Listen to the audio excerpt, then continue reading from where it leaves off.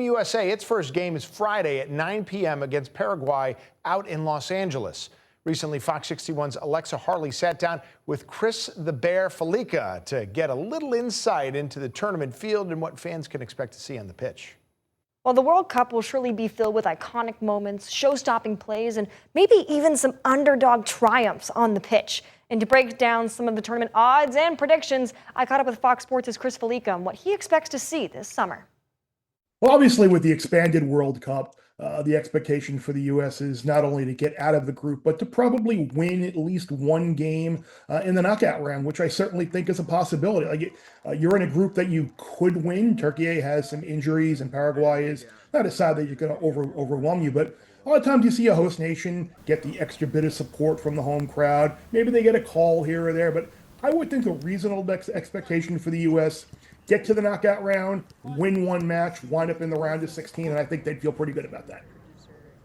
Outside of Team USA, when you look at the entire spread, what's one team or country that's kind of under the radar that hasn't really been talked about in the weeks leading up to the tournament?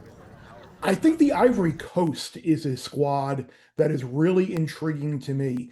They have a bunch of young, up-and-coming attackers, players like Gasson and Diamande and Diallo, who I think in that group you will hear quite a bit of them. They've got a good bit of veteran influence in the midfield and on defense.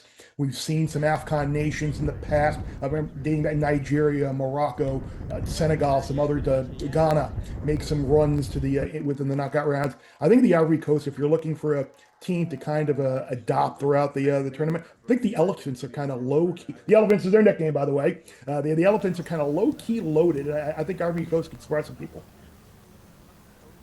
It wouldn't be a FIFA World Cup without talking about some of the talent in England. Obviously, a lot of eyes on that squad and that team in this tournament. Are there any issues about the team or their path that concerns you?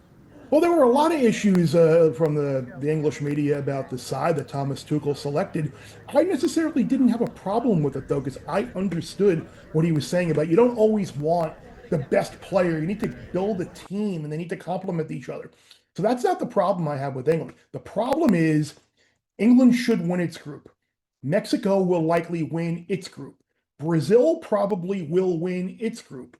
And if that happens, that means you are getting a round of 16 matchup between England and Mexico at Azteca Stadium in Mexico City. And with that elevation and that heat and humidity and that crowd, that's going to be a very difficult round of 16 match for England to get out of there in advance. Now, say they do advance, or maybe Mexico somehow do not win their group. You get out of there, then your quarterfinal opponent is going to be Brazil in Miami. And that's going to be a very pro-Brazil crowd.